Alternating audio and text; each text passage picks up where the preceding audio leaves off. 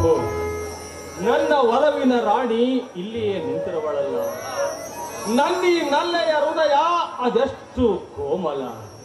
ಅರೆ, ಅದೆಷ್ಟು ಹೊತ್ತು ಮಾತನಾಡಿದರೂ ಮಾತನಾಡಿಸಲಾರದೆ ನಿಂತಿರುವಳಲ್ಲ. ಏಕೆ? ನನ್ನ ಮೇಲೆ ಏನಾದರೂ ಮುನಿಸಿರಬಹುದು, ಇದ್ದರೂ ಕೂಡ ಇರಬಹುದು. ಹಬ್ಬ, ಹೆಣ್ಣಿಗೆ ಮುನಿಸು ಬಂದರೆ ಅವಳನ್ನು ಸಮಾಧಾನ ಗೈಯಲು ಆ ಬ್ರಹ್ಮನಿಂದಲೂ ಕೂಡ ಸಾಧ್ಯವಿಲ್ಲ. ಮಂಜಿ, ನೋಡಿಲ್ಲಿ, ನಿನ್ನ ಪ್ರೇಮದ ದಾಸ ನಿನಗಾಗಿ ಕಾದು ನಿಂತಿದ್ದಾನೆ.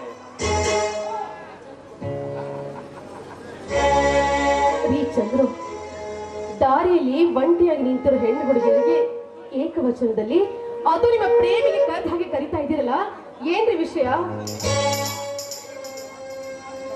ಏಕೆ ಮಂಜುಳ, ನಾನು ನಿನ್ನ ಏಕವಚನದಲ್ಲಿ ಕರೆದುದು ತಪ್ಪು. ಮೇಲಾಗಿ ನೀನು ನನ್ನ ಸೋದರ ಸೊಸೆಯೂ ಅಲ್ಲ, ಪ್ರೀತಿಯ ಪ್ರಿಯತಮೆಯೂ ಅಲ್ಲ, ಜೀವನ ಜೊತೆ ಗಾರ್ತಿಯೂ ಅಲ್ಲ. ಮಂಜುಳ, ಹಿಂದೇಕೋ ನಿನ್ನ ನುಡಿಗಳೇ ವಿಚಿತ್ರವಾಗಿವೆ.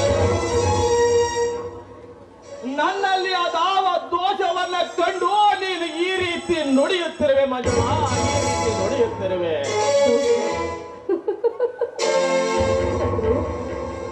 ಚಂದ್ರನ ಸುಂದರ ಬೆಳಕಿಗೆ ಮಾರು ಹೋಗಿ ಅವನಲ್ಲಿ ಕಪ್ಪು ಕಲೆಗಳು ಇರುತ್ತವೆ ಅನ್ನೋದನ್ನೇ ನಾನು ಮರೆತು ಬಿಟ್ಟಿದ್ದೆ. ಮಂಜುಳ, ಅಂದರೆ ನನ್ನಲ್ಲಿ ಕಪ್ಪು ಕಲೆ ಇದೆ. ಈ ಚಂದ್ರನ ಬಳಿ ಬಡತನವೆಂಬ ಕಪ್ಪು ಕಲೆ ಇದೆಯೇ ಹೊರತು ನಡತೆ ಹೀನವೆಂಬ ಕಲೆ ಇಲ್ಲ. ಇರಲಿ, ಹಿಂದೇಕೋ ನನ್ನ ಬಾಳ ಬೆಳಗುವ ದೀಪಕ್ಕೆ ನನ್ನ ಮೇಲೆ ಮುನಿಸು.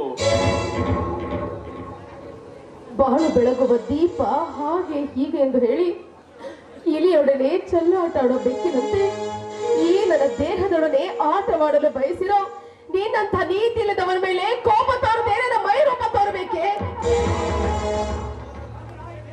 ಮಂಜುಳ, ಹಿಂದೇಗೆ ಈ ವಿರಸ? ಕೆಟ್ಟ ಕಾಮದ ಮನವನ್ನಿಟ್ಟುಕೊಂಡು ಕಂಡ ಹೆಣ್ಣುಡುಗರ ಜೊತೆ ವಿಲಾಸ ಜೀವನ ಬಯಸೋ ನಿನ್ನಂತ ನಡತೆ ಹೀರನ ಮೇಲೆ ವಿರಸ ತೋರದೆ ಸರಸ ತೋರಬೇಕೆ?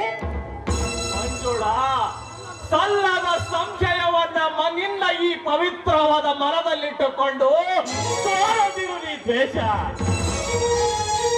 ವಿನಯಗಾರ, ನೀತಿಗಾರ, ನಡವಳಿಕೆಗಾರ ಅಂತ ನಂಬಿಸಿ ಹೃದಯ ಒಪ್ಪಿಸಿದ ನನಗೆ ಮೋಸ ಮಾಡಿ ಇನ್ನೊಂದು ಹೆಣ್ಣಿನ ಜೊತೆ ನಲಿದಾಟ ನಡೆಸಿರೋ ನೀನಂತ ಕಾಮಾಂಧನ ಮೇಲೆ ದ್ವೇಷ ತೋರದೆ ಹರ್ಷ ತೋರಬೇಕೆ?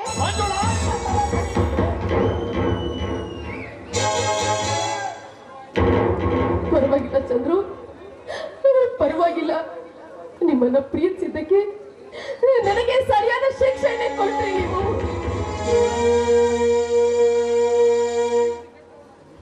ಏನಂದೆ? ನೀತಿಗೆಟ್ಟವ, ನಡದಹೀನ, ಕಾಮಾಂಧನು ನಾನೇ. ಈ ರೀತಿ ನುಡಿಯುವುದಕ್ಕಿಂತ ನಿನ್ನ ಕೈಯಾರೆ ಒಂದು ತೊಟ್ಟು ವಿಷ ಕೊಟ್ಟು ಬಿಟ್ಟಿದ್ದರೆ ಎಷ್ಟೋ ಪಾಲು ಮೇಲಾಗುತ್ತೆ. ಅಂದು ಸಿಹಿಯಾಗಿ ಬಾಳ ಗೆಳೆಯ, ಜೀವನದ ಜೊತೆಗಾರ ಎಂದು ಕರೆದ ಈ ನಿನ್ನ ನಾಲಿಗೆಯಿಂದ ಅದೆಂತ ಘೋರ ಶಬ್ದಗಳು ಬಂದುಳ, ಅದೆಂತ ಘೋರ.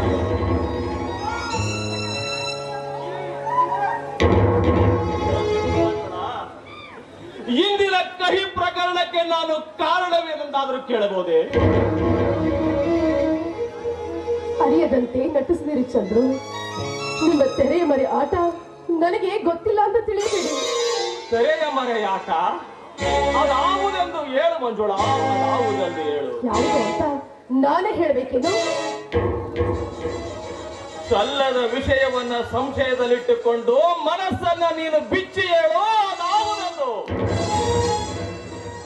ಪರವಾಗಿಲ್ಲ ಚಂದ್ರು, ನೀವು ಮಾತಿನಲ್ಲಿ ಮಾತ್ರ ನಿಪುಣರು ಅಂತ ತಿಳಿದಿದ್ದೆ, ಆದ್ರೆ ನಟನೆಯಲ್ಲೂ ನಿಪುಣರು ಅಂತ ಇವತ್ತು ಅರ್ಥವಾಯ್ತು.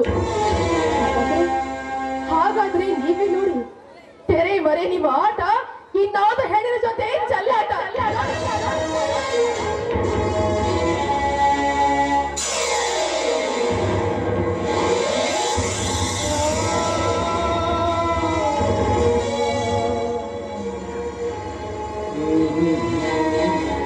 ಮೋಸ, ವಂಚನೆ. ಯಾವುದು ಮೋಸ, ಯಾವುದು ವಂಚನೆ? ನನ್ನೊಂದಿಗೆ ಪ್ರೇಮದಾಟವಾಡುತ್ತಾ ಈ ನನ್ನ ಬಾಳನ್ನ ಹಾಳು ಮಾಡಲು ಹೊಟ್ಟಿದ್ರಲ್ಲ, ಅದು ಮೋಸವೋ ಅಥವಾ ಘಟನೆಗೆ ಪ್ರತ್ಯಕ್ಷ ಸಾಕ್ಷಿಯಾಗಿರೋ ಈ ಫೋಟೋಗಳು ವಂಚನೆಯೋ? ಹೇಳಿ ಚಂದ್ರು, ಹೇಳಿ. ನಿನ್ನ ಮಾತು ಅಕ್ಷರಸ ನಿಜ ಮಂಜುಳ. ಈ ಫೋಟೋದಲ್ಲಿರುವವರನ್ನು ನೋಡಿರುವ ಜ್ಞಾಪಕವೇ ನನಗಾಗುತ್ತಿಲ್ಲ. ಅಂಗೈ ಹುಣ್ಣಿಗೆ ಕನ್ನಡಿ ಸರಿತಾನೆ. ನೋಡಿ, ಅಂಗೈ ಹುಣ್ಣಿಗೆ ಕನ್ನಡಿ ಹಿಡಿದು ನೋಡು ಎಂಬತ್ತಾಯ್ತು ಈ ನಿಮ್ಮ ಮಾತಿನ ಅರ್ಥ. ಈಗ ನೀವು ಈ ಫೋಟೋದಲ್ಲಿರೋರು ನಾನಲ್ಲ, ನನಗಾಗದವರು ಈ ರೀತಿ ವಂಚನೆ ಮಾಡಿದ್ದಾರೆ ಅಂತ ಹೇಳುವಿರಿ, ಹೌದಲ್ಲವೇ? ನಿನ್ನ ಮಾತು ಆ ಸೂರ್ಯ ಚಂದ್ರರಷ್ಟೇ ಸತ್ಯವಾದುದು. ಇದು ನನಗಾಗದವರು ಯಾರೋ ಮಾಡಿದ ಮೋಸವೇ ಸರಿ. ಕ್ಷಮಿಸಿ, ಸಾಕು. ಈ ನಿಮ್ಮ ಕಪಟ ಬೆತ್ತಗೆ ಕರಗದಷ್ಟು ಕಲ್ಲಾಗಿ ಹೋಗಿದೆ ನನ್ನ ಮನಸ್ಸು.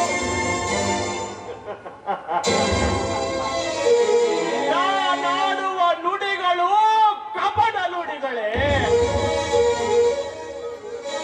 ನನ್ನ ಪವಿತ್ರವಾದ ಈ ಹೃದಯ ಗದ್ದಿಗೆಯ ಮೇಲೆ ಪವಡಿಸಿರುವ ನನ್ನ ಹೃದಯ ದೇವತೆಗೆ ನಾವು ವಂಚಿಸುವೆನೆ. ಅಸಾಧ್ಯ ಮಂಜುಳ, ಅಸಾಧ್ಯ. ನನ್ನ ರಕ್ತದ ಕಣ ಕಣವು ಕೂಡ ಮಂಜುಳೆಯ ದಿವ್ಯ ಪ್ರೇಮದ ರಾಗವನ್ನೇ ಹಾಡುತ್ತಾ ಹರಿಯುತ್ತಿದೆ. ನನ್ನನ್ನು ನಂಬು ಮಂಜುಳ, ನಾನು ವಂಚಕನಲ್ಲ, ದ್ರೋಹಿಯಲ್ಲ, ನಾನಿನ್ನ ಪ್ರೇಮದ ಆರಾಧಕ.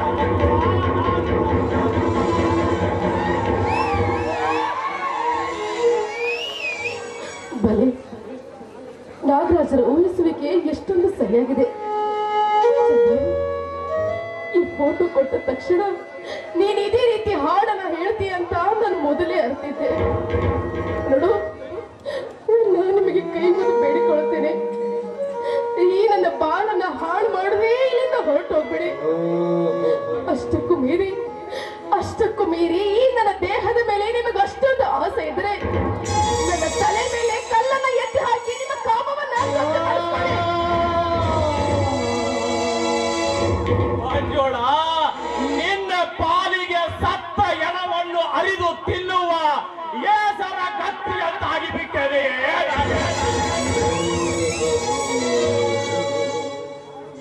ಚಾಡಿ ನುಡಿಗಳ ಕೇಳಿ ನನ್ನ ಈಗಿಂದ ಚುಟ್ಟು ನಿಡಿಯೇ ಮುಚ್ಚತ್ತ ಕರಿನಾಗರದ ಕಚ್ಚುವಕ್ಕಿಂತಲೂ ಎತ್ತಾಗಿ ಚುಚ್ಚುತ್ತಿದೆ ಈ ನನ್ನ ಮನವನ್ನ.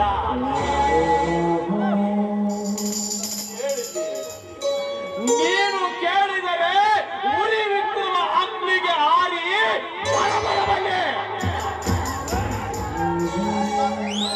ಹರಿಯುತ್ತಿರುವ ಸಾಗರವನ್ನೇ ದಾಟಿ ಈ ರೀತಿ ಕನಸೇರವನ್ನೇ ಊರಿಗೆ ಊರೇ ಎದರಾಗಿ ನಿಂತರು ಗಟ್ಟಿ ನಿಲ್ಲಬಲ್ಲೆ.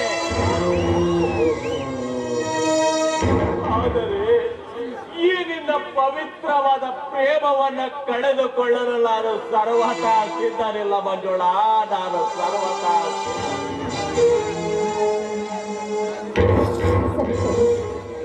ನನ್ನ ಮೇಲೆ ನಿಮಗಷ್ಟೊಂದು ಅಭಿಮಾನವಿದ್ರೆ ನಾನೊಂದು ಭಾಷೆ ಕೇಳ್ತೀನಿ, ನಡೆಸ್ಕೊಡ್ತೀರಾ? ಮಂಜುಳ, ನೀನು ಕೇಳಿದರೆ ನನ್ನ ಪವಿತ್ರ ಪ್ರೇಮವನ್ನೇ ನಿನಗೆ ಕೊಟ್ಟಿರುವಾಗ ಬರೀ ಮಾತಾಕೆ ಹಣದವರ ಸಾಕ್ಷಿಯಾಗಿ ಈ ನನ್ನ ಪ್ರಾಣವನ್ನೇ ಕೊಡ್ತೇನೆ. ಅದಾವ ದೇವತೆಗೆ ನಾನು ಬಲಿಯಾಗಬೇಕೆಂದು.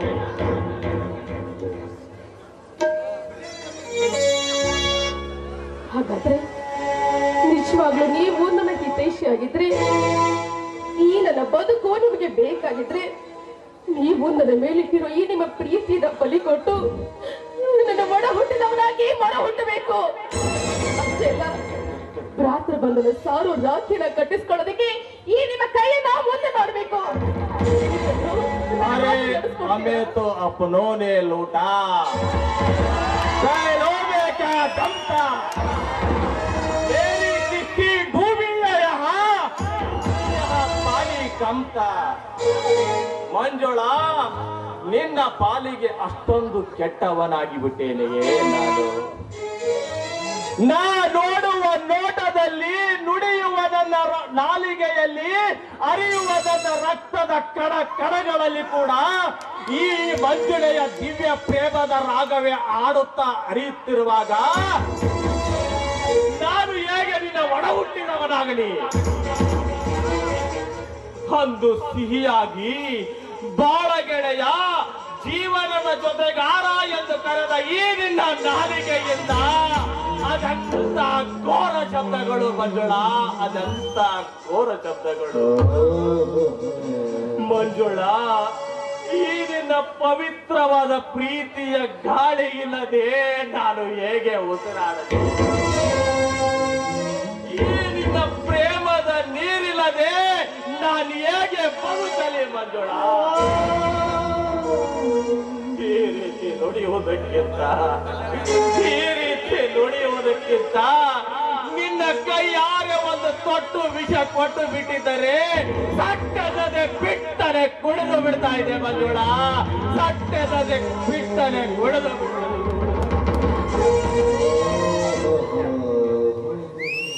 ಸಾಕು. ಈ ನಿಮ್ಮ ಬೂಟಾಟಿಕೆಯಲ್ಲಿ ಬೆಂದಿರೋ ನನ್ನ ಮನಸ್ಸಿಗೆ ನಿಮ್ಮೊಂದಿಗಿನ ಬದುಕೆ ಬೇಡವಾಗಿದೆ. ನನ್ನ ಭಾಷೆಯನ್ನು ನಡೆಸ್ಕೊಡ್ತೀರಿಲ್ವೋ ಅಷ್ಟು ಹೇಳಿ. ಅಯ್ಯೋ ದೇವಾ, ಇದೆಂತ ವಿಷಯಮಯ ಪರಿಸ್ಥಿತಿಯನ್ನ ತಂದೊಡ್ಡಿದೆ. ಈ ಭಾಷೆಯ ಸಂಕೋಲೆಯಿಂದ ನಾನು ಅದೇಗೆ ಪಾರಾಗಲಿ? ಇಂಥದೇ ಭಾಷೆಗಾಗಿ ರಾಮ 14 ವರ್ಷ ವನವಾಸ ಮಾಡಿದ. ಆ ಪರಶುರಾಮ ತನ್ನ ತಾಯಿಯ ಕತ್ತನ್ನೇ ಕಳೆದ. ಇರಲಿ, ಕೊಟ್ಟ ಭಾಷೆ ಬಿಟ್ಟ ಬಾಡದತ್ತೆ ತಪ್ಪಲಾರೆ ಕೇಳು.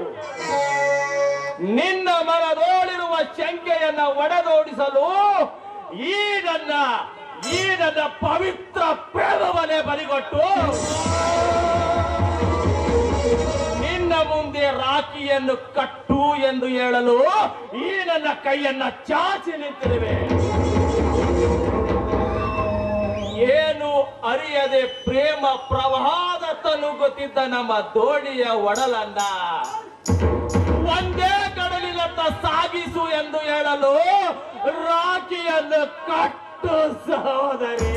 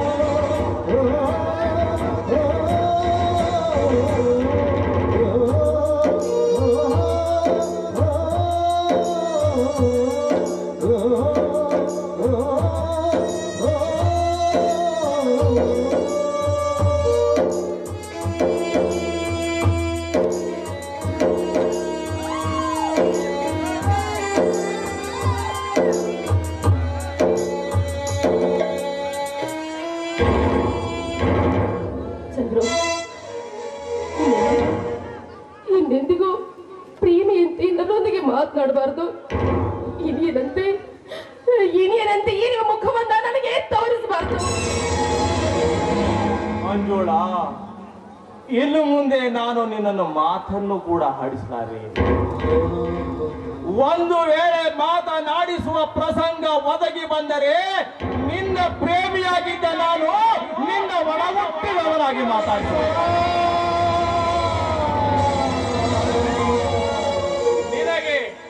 ನಿನಗೆ ಈ ನನ್ನ ದರಿದ್ರ ಮುಖವನ್ನು ಕೂಡ ತೋರಿಸಲಾರೆ. ಒಂದು ವೇಳೆ ತೋರಿಸಬೇಕಾದ ಪ್ರಸಂಗ ಒದಗಿ ಬಂದರೆ ನನ್ನ ಬಾಳ ಸಂಗಾತಿಯಾಗಿದ್ದ ನಿನ್ನನ್ನ ನನ್ನ ಒಡಹುಟ್ಟಿದವಳಾಗಿ ಭೇಟಿಯಾಗಿ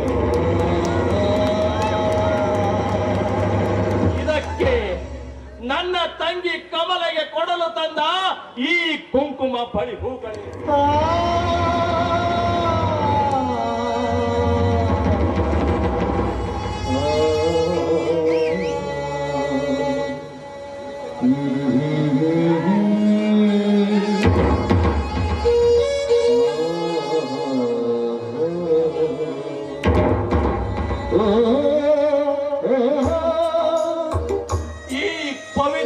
ಕುಂಕುಮದಂತೆ ನಿನ್ನ ಸೌಭಾಗ್ಯ ಸದಾ ಹಳಸದಿರಲಿ ತಾಯಿ, ಸದಾ.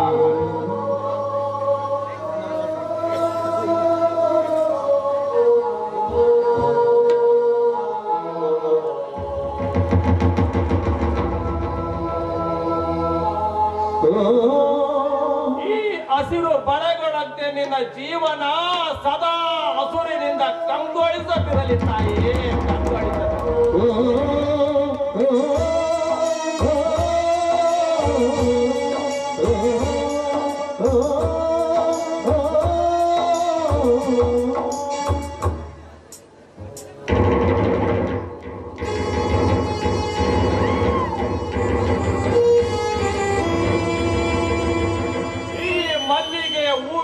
ನಿನ್ನ ಸಂಸಾರ ಸದಾ ಸೌರಭವನ್ನ ಸೂಸುತ್ತಿರಲಿ ತಾಯಿ, ಸದಾ ಸೌರಭವನ್ನ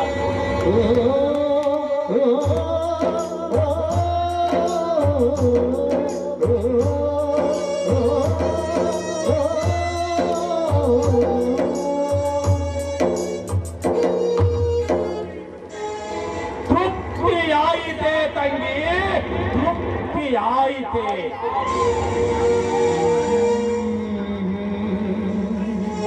ಆದರೆ ಈ ದುರ್ದೈವಿ ಅಣ್ಣನು ಹೋಗುವ ಮೊದಲು ನಿನಗೊಂದು ಹಿತ ನುಡಿ. ಏನು ಅರಿಯದೆ ಪ್ರೇಮ ಪ್ರವಾಹದತ್ತ ನುಗ್ಗುತ್ತಿದ್ದ ಈ ನಮ್ಮ ದೋಣಿಯ ಹುಟ್ಟನ್ನ ಒಂದೇ ಒಡಲಿನ ಕಡಲಿನತ್ತ ಸಾಗಿಸಂದು ಹೇಳಿದ ಆ ನಿನ್ನ ಆಧುನಿಕ ಬ್ರಹ್ಮನ ಬಗ್ಗೆ ಜಾಗೃತರಾಗಿರು. ಆಧುನಿಕ ಬ್ರಹ್ಮನ ಬಗ್ಗೆ ಮಾತ್ರ ನೀ ಜಾಗೃತರಾಗಿರು. ನಾನು ಬರುವೆ.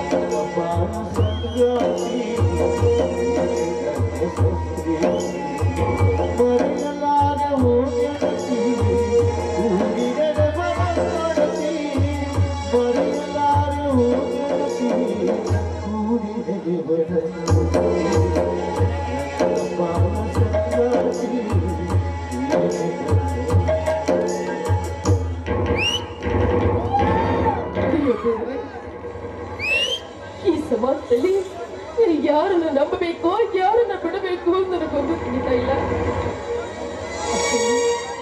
ಈ ಚಂದ್ರುವಿನ ಒಂದೊಂದು ಮಾತನ್ನ ಕೇಳ್ತಾ ಇದ್ರೆ ಮುತ್ತುಗಳು, ಆದ್ರೆ ಈ ಫೋಟೋ ನೋಡಿದ್ರೆ ನನ್ನ ಬಾಳಿಗೆನೆ ಗೊತ್ತು ಇಲ್ಲ. ದುಷ್ಟರು ಅಂತ ಗೊತ್ತಾದ್ಮೇಲೆ ಇವರಿಂದ ದೂರ ಇರೋದೇ ಒಳ್ಳೆಯದು, ದೂರ ಇರೋದೇ ಒಳ್ಳೆಯದು. ನಮ್ಮ ಚಾನಲ್ ಅನ್ನು ಸಬ್ಸ್ಕ್ರೈಬ್ ಮಾಡದಿದ್ದರೆ ಈ ಕೂಡಲೇ ಮಾಡಿ.